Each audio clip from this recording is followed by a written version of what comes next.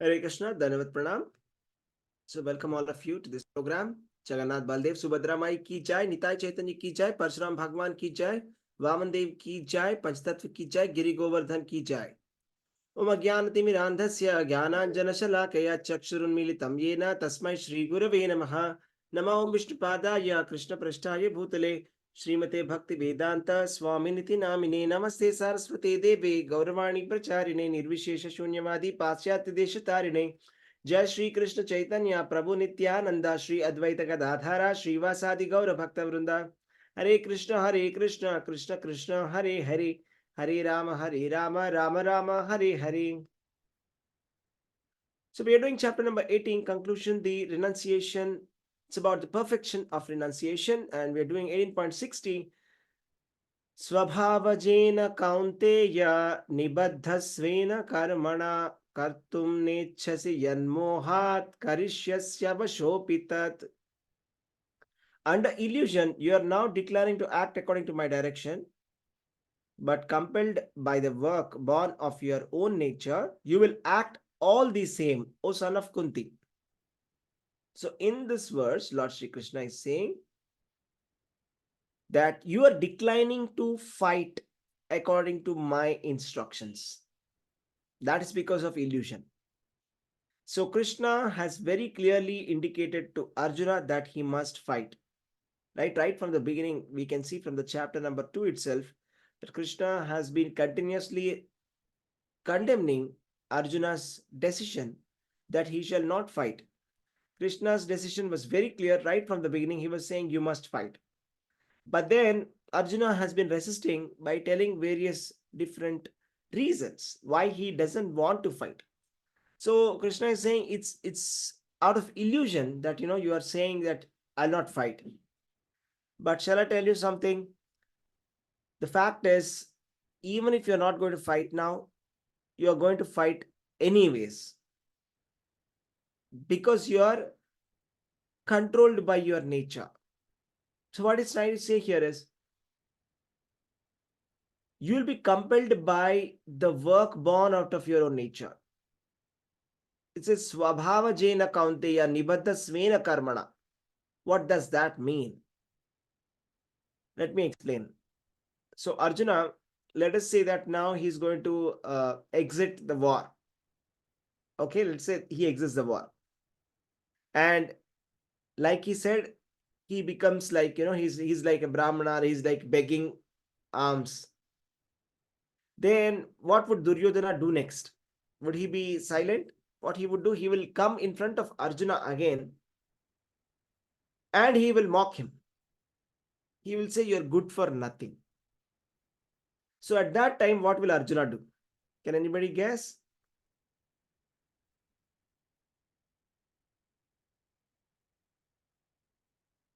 Anybody guess? What would happen Get then? wild and he'll get angry. He'll get angry and then he will do what? He will wage a war. Yes. So that's anyways going to happen, right? So that's what Krishna is saying. Because his nature, Arjuna's nature is like that. It's the nature of the mode of passion. That's a Kshatriya's nature. Right? So that's what is anyways going to happen. Okay? So I'll tell you some stories, okay? So here is the story of Shabari. Okay, we all know about Shabari from Ramayana, right? So Shabari from Ramayana was actually a daughter of a hunter. She belonged to a tribal community known as Nishada. Now, one night before her marriage, she saw that thousands of goat and sheep were brought by her father, and they were going to be sacrificed for the marriage dinner. You see, for the marriage dinner, there'll be so many goats and sheep, they will be sacrificed, they'll be killed, and they'll be served as a dinner for the marriage party. So then she was moved by compassion, and during the early hours of the morning, she renounced the world and she ran away from her house. And then she goes to the ashram of Matanga Muni, and that's where she learns about how to execute devotional service. And then she waits all her life until Lord Ramachandra comes and she serves him. So, what do we learn from this story? That Shabari, her nature was not that of a Nishada tribe girl. It was not typically of that. She did not like animals being sacrificed like that. Her nature was that of devotion. So that's the reason why she left the house, isn't it? So that means all of us, we are driven by our nature. Okay, what is this nature? It's called Prakriti. And what does this nature drive? The Prakriti, the material nature, is constituting of three modes: Sattva-guna, Rajoguna, and Tamoguna. And how can it drive us? You see, our mind, intelligence, false ego can be affected by the three modes of material nature. And our determination, our intelligence, our senses, our work, everything is affected by the three modes of material nature. See, we think that we have done it, but the fact is, it's the material mode of nature that is impelling us to do the work. There's a verse in Bhagavad Gita that says, Prakrite kriyamanani gunai karmani sarvashah ahankara vimudatma kartaham iti manyate. The spirit soul, bewildered by the influence of false ego, thinks himself the doer of activities that are in actuality carried out by the three modes of material nature. So it is the material nature or the innate nature that we already have. And how did we get this nature?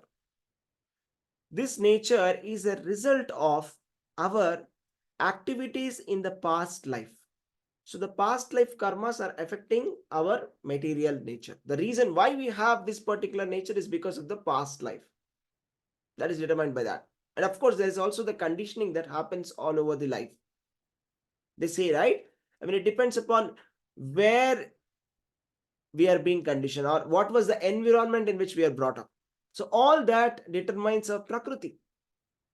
Correct? So here we see Arjuna's Prakriti is that of a Kshatriya. Right? And then right now he's saying, I don't want to fight. See, you see the nature of a Kshatriya is like this, okay? A Kshatriya cannot tolerate even the slightest ridicule or insult. Okay? For example, I'm just giving you an example. So one day, Lord Krishna and Balaram and Rukmini's brother, they were all there. And Lord Balaram and Rukmi, they were playing chess. That is the dice game. So then Rukmi was winning and he was continuously showing his teeth and he was mocking Lord Balaram. But of course, Lord Balaram is transcendental. I'm not saying that Lord Balaram is in mode of passion, but just to show you, just to tell you, I mean, he's acting like a Kshatriya, just to tell that. So he was smiling and he was laughing, mocking, ridiculing continuously.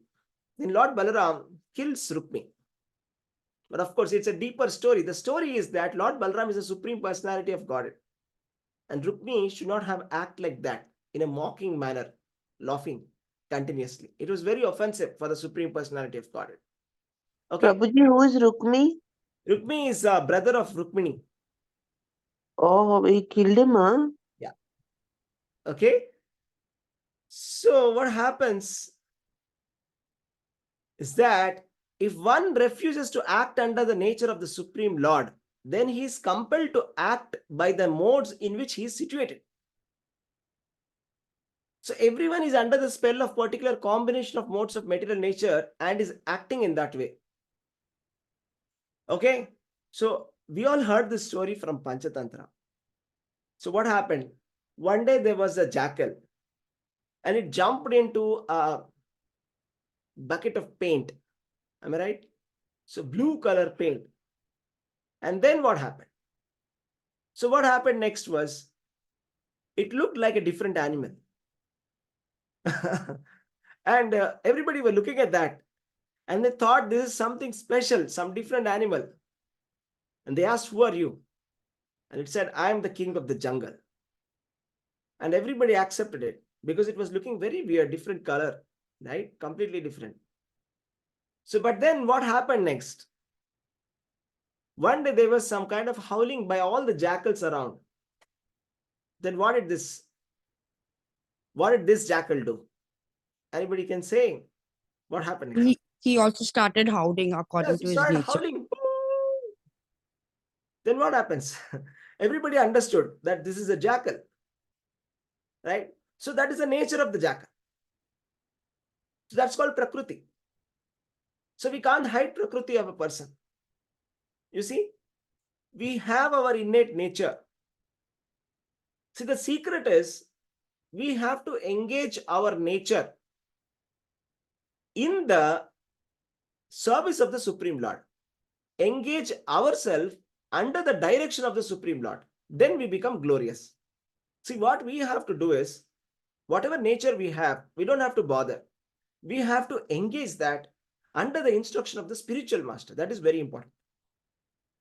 For example, if somebody is having mode of passion, if he's very good at organizing, if he can organize people very well, then the spiritual master will say that you organize a temple because you are a leader, you are a natural leader.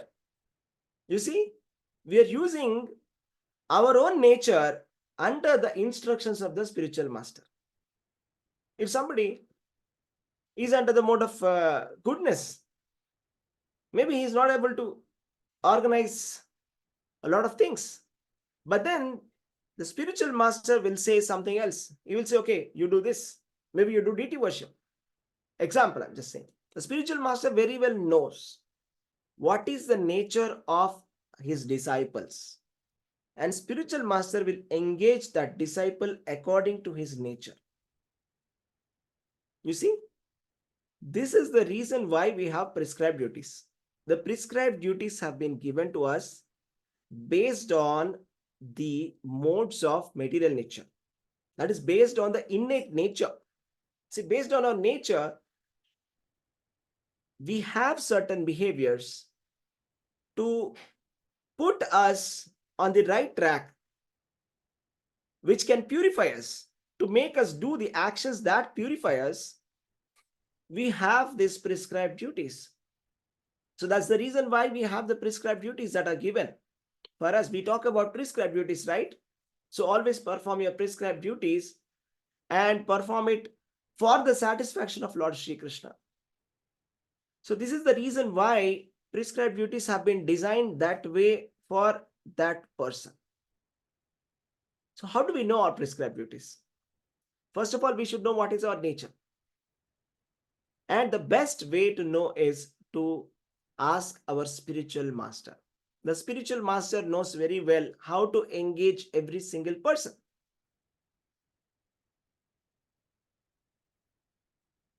So I'll tell you the story of Arnold Schwarzenegger, just for understanding. Arnold Schwarzenegger, we all know, he was a bodybuilder, right? So he was a big bodybuilder, and he's like wonderful exercise and like the best bodybuilder of the century. But then he turned from bodybuilder to actor to politician.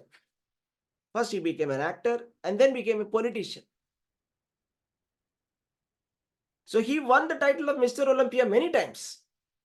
And then he became a Hollywood star. And he did wonderful movies, Terminator, etc. And then he was engaged in politics. 2003 to 2011, he was the governor of California. Now, what is pulling him towards becoming a governor? Okay, just try to understand. This is the innate nature. Okay, maybe that was his calling. That is called as the innate nature, which is affected by the previous life, karma. Okay, that's all coming up outside. Okay, you see what's happening there? I'll tell you the story of Hugh Jackman. Okay, there is he's a star of X-Men, right? And then he was Wolverine in the X-Men, right? And then he took to philanthropy later. So why did he come to philanthropy? He became actively engaged in various charitable activities, and he supported causes relating to education and poverty alleviation. So now why did this actor, who was a superstar, come to charity completely? Right? So what is it that is pulling him to become like that? Okay? So that is the innate nature. So all of us have got that innate nature, that inner calling that is pulling us to do some activity. So that's what Krishna is explaining here. Krishna explained about the four varnas and the qualities of the four varnas. See, for Arjuna, he is a Kshatriya. How do we know that? It is said in Bhagavad Gita, Shauryam tejo dhritirdakshyam yuddhe chapyapalayanam danam ishvara bhavascha kshatram karmasvabhavajam. It means heroism, power, determination, resourcefulness, courage in battle, generosity and leadership are the natural qualities of work for the Kshatriyas. So how do we know a person is having Kshatriya qualities? Is this somebody is very heroic, he's always power, he's showing, demonstrating power, is very determined, very resourceful, very courageous in battle, very generous, and showing leadership. Such a person is a Kshatriya. I'll tell you one story. Dhruva Maharaj. So what happened to Dhruva Maharaj? Dhruva Maharaj was 5-year old. How old was he? 5-year old, okay? So then he wants to sit on the lap of his father, Uttanapada, because he sees that his stepmother's son is sitting. So he also wants to sit on the lap. But when he goes there, his stepmother, Suruchi, pushes him away and says that, go to the forest and worship Lord Vishnu and take a birth again in my womb, then I will allow you. Until then, you don't have the qualification to sit on your father's lap. So he became so angry. So why did this 5-year-old boy become so angry? Just think about it. So we all see children. Did you see anybody who becomes so angry for a small thing? 5-year-old boy. He becomes so angry and he's hissing like a snake. And he goes to his mother and he says that I'm insulted like this. What should I do now? And his mother gives him guidance. So she is his Shiksha Guru. Right? She is giving him knowledge, or Pata Pradarshaka Guru. That means he is showing the direction. She's saying the direction. She's saying, yes, whatever your stepmother said is correct. You must go to the forest. And she also becomes very aggrieved by hearing this insult by her stepwife. And then she says, okay, go to the forest and worship Vishnu. And then this 5-year-old boy goes to the forest. Now what happens? This is the important part. Now he meets Narada. Narada is the spiritual master. So spiritual master knows how to engage a person. So that's why he says, okay, you worship like this. You do meditation like this. He teaches him. So within 6 months, first month, second month, third month, fourth month, fifth month, sixth month. So first month is just eating leaves, dry leaves, every alternate day. Second month, every 3 days. Fourth month, only water. Fifth month, only air. Fifth month, stopped breathing. Sixth month, he's standing erect like a pole without breathing. He's so determined that he wants to see Lord Vishnu and ask for a kingdom which is better than that of his great-grandfather. He wants to become better than the best kingdom. He wants to have the best kingdom so that he is never insulted like that. So this nature is the nature of a Kshatriya. Try to understand. But what is important is we engage in Krishna consciousness. After engaging in Krishna consciousness, what happened to Dhruva? Dhruva Maharaj, as soon as he saw Lord Vishnu, he changed his mind. He said, I have been very foolish. I have been asking for some pebbles, but real diamond is here in front of me. I'm asking for some pebbles. All I want is association of your devotees. That's all, my Lord. That's all he says. So complete transformation. Correct? So what do we learn from this? Anybody can say, what is the lesson that we can learn from this story? Dhruva Maharaj story. Anyone?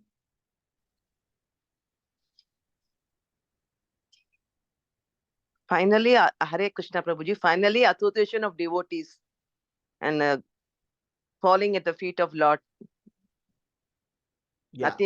Nothing superior to that, Prabhuji. Okay. For the association of the devotees and surrendering to the lotus feet of the Lord, that is everything. Okay. Thank you. Anyone else? Yes. Hare Krishna Prabhuji. Hare Krishna Mataji. Yes. It shows that we keep running off for material sense gratification, so engrossed in material sense gratification.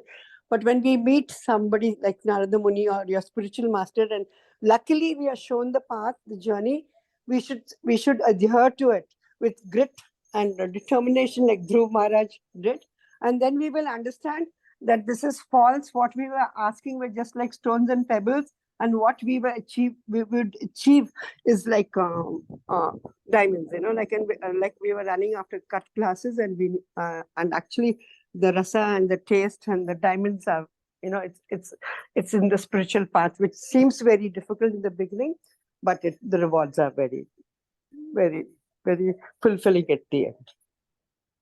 Hare Krishna. Thank you, Mataji. Yes. Hare Krishna. Thank you Hare very much. Krishna Prabhuji. Thank you very much. Yes. Yeah. Anyone? Yes. Go Hare ahead. Krishna Prabhuji. Yes, Hare Krishna. Go ahead. There's another, my understanding is just like Narada Muni, we definitely need a guru who shows us the path of righteousness. However, we are clouded by misery and ignorance and all that. So a guru has to be there who's gonna be the Margdarshaka.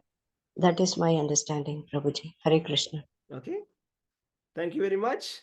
Okay. Interesting points. Basically, he got enlightened, Prabhuji. Okay. He got enlightened. Thank you. Thank you very much. So as I see, like all the devotees, if I summarize, thank you very much, Mataji. So all the devotees said, so he got enlightened, he got the direction, he got the guidance, and then we have to surrender to a pure devotee. We have to engage ourselves in pure devotional service. So what happens when we engage in pure devotional service? So what happens is, when we engage in pure devotional service, our innate nature gets corrected. So from the mode of material nature where we are currently, we come to the Shuddha Sattva, to the platform of pure loving devotional service of Krishna. So that's the goal. So it doesn't matter where we are currently. And we all of them are in certain mode of material nature. You see, Srila Prabhupada says, if anyone can remain a brahmachari all the time without being disturbed by sex urge, or who can tolerate such urges, there is no need for him to marry and take some extra responsibilities. But one who is disturbed in mind, he must get himself married. Therefore, it has to be decided by oneself if he should marry or not marry. It is a fact, however, that if one is thoroughly engaged in Krishna's service, the sex urge does not have much disturbance. So the point is, say a lot of people, especially brahmacharis, they ask the spiritual master, Guru Maharaj, should I get married or not? No, our Guru Maharaj says these stories and he gives guidance. Jayapataka Swami Maharaj, His Holiness Jayapataka Swami Guru Maharaj, he says. So some people ask, right? So if do you want to get married or not? So he gives them, so like different strokes for different folks. Did you hear that? So it's based on our nature. So if somebody is able to tolerate, okay, you take brahmacharya. If somebody is not able to tolerate the urges, then that's fine, but you be married, be grihastha, and then execute devotional service along with your family. So what is the final point? the final point is, no matter whether someone is a grihastha or a brahmachari or a vanaprastha or a sannyasi, doesn't matter whether a kshatriya, brahmana, vaishya, shudra, doesn't matter what's your profession, what's your order of life. What is important is we hear the instructions of Lord Krishna. Arjuna heard the instructions of Lord Krishna. He was refusing to hear the instructions of Lord Krishna. Lord Krishna is giving very important instructions and Arjuna is saying, no, I will not fight. It happens, right? Sometimes we're talking to someone and they are decided. And whatever you say, they'll say, no. Whatever reason you say, they will say no. They are in some other mind, completely convinced and not ready to listen. Even though we are saying, no, that's not correct. I have already seen it. It's wrong. Please try to understand. I have experienced myself. I know so many people who got affected by this. Please don't do this. Even if you say they're not here. Did you see anybody like that? Anytime? Happens? Yes or no? Yes? No? Lot of times, right? We try talking to somebody and then they're completely affected and they completely decided that no. They're telling the opposite. So that's called illusion. So almost like Arjuna is like showing, of course, he's playing the part of a person who is an illusion. Okay. So he's playing the part of a person who is an illusion and then he's saying, no, I shall not fight. Krishna is saying, no, you should fight because this, because Arjuna is saying, no, I shall not fight because of this. So that's what is happening. So Krishna is saying, please follow my instructions. Please follow my instructions. If you follow my instructions, you will be out of this cycle of birth and death. But out of illusion, if you ignore my instructions, thinking that you are very intelligent, then you will be lost. That's what Krishna is very clearly saying to Arjuna. He's saying, for your nature, you must act like a kshatriya. And these prescribed duties that have been given, they have been given for our purification. So for example, marriage is a prescribed duty. So if somebody is getting married, if they act according to the grihastha ashrama and acting husband and wife, both of them engaging in pure devotional service, then there is some transformation that is happening in the husband and wife. That is needed. That's why Prabhupada says, you see, our movement does not depend on whether somebody is a brahmachari or a grihastha or a sannyasi or a vanaprastha. Our movement is preaching movement. Whatever is suitable for you, you take up that ashrama and engage in pure devotional service. So the ultimate point is to come to the point of yoga. That is the topmost yoga, bhakti yoga. And by executing this bhakti yoga, what is happening? Mam chayo avyabhicharena bhakti yogena sevate sagunan samatityaitan brahma bhuyaya kalpate. So we are able to transcend the three modes of material nature by performing avyabhicharena bhakti. That means by performing pure devotional service, we are able to transcend the three modes of material nature. That's what Lord Krishna has said in the 14th chapter, towards the end to Arjuna.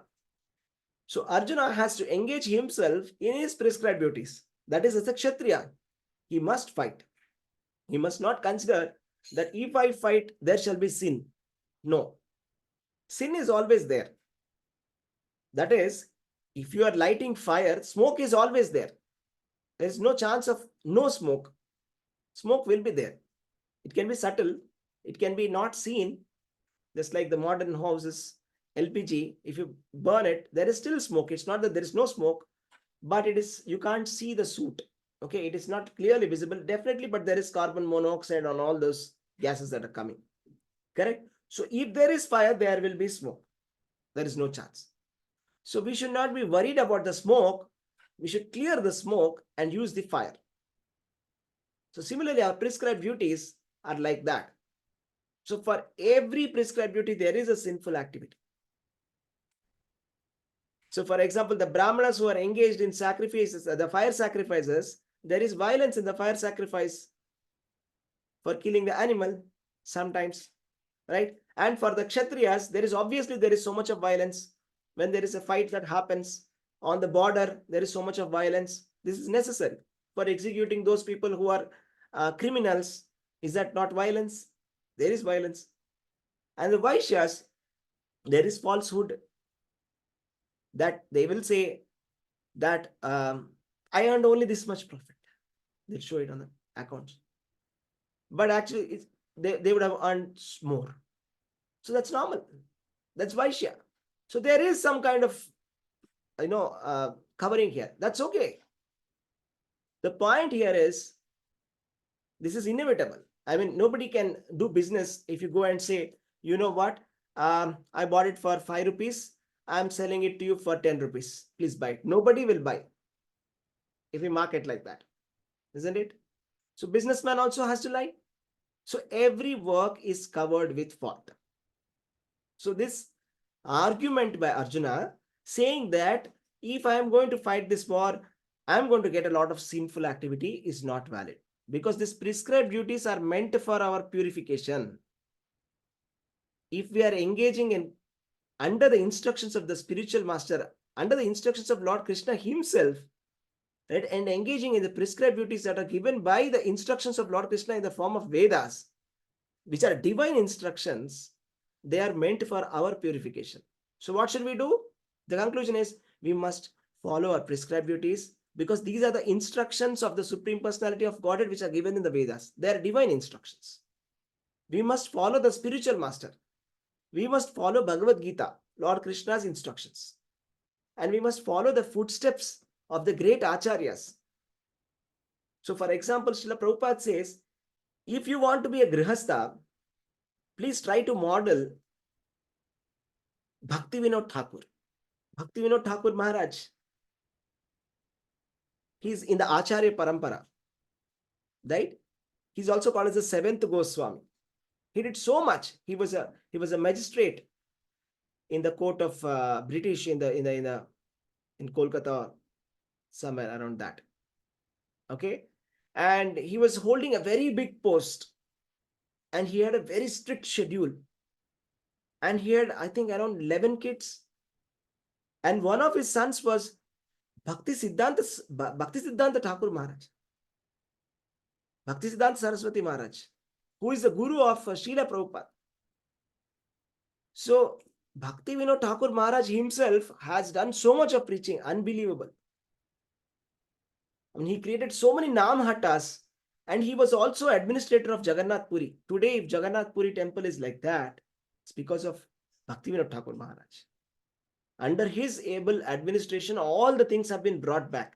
For example, offering 56 times to the Lord, and so many other things have been restored and repaired in Jagannath Puri by Bhakti Vinod Thakur.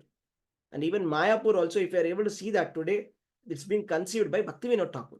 And he conceived that, there must be a very big temple here. He saw that future. You see, he's a grihastha, but do you see he's an acharya? I mean, he's engaged in Krishna consciousness, and he's setting an example for all of us how we should lead our lives. That follow our innate nature and do the prescribed duties and follow the instructions of the spiritual master, follow the instructions of Lord Krishna, and we will achieve the ultimate perfection. Okay, so we will end the class here. Thank you very much. Do you have any questions?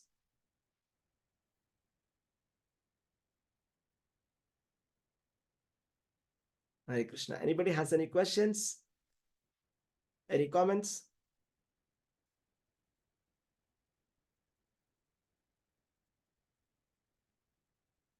Hare Krishna. Okay.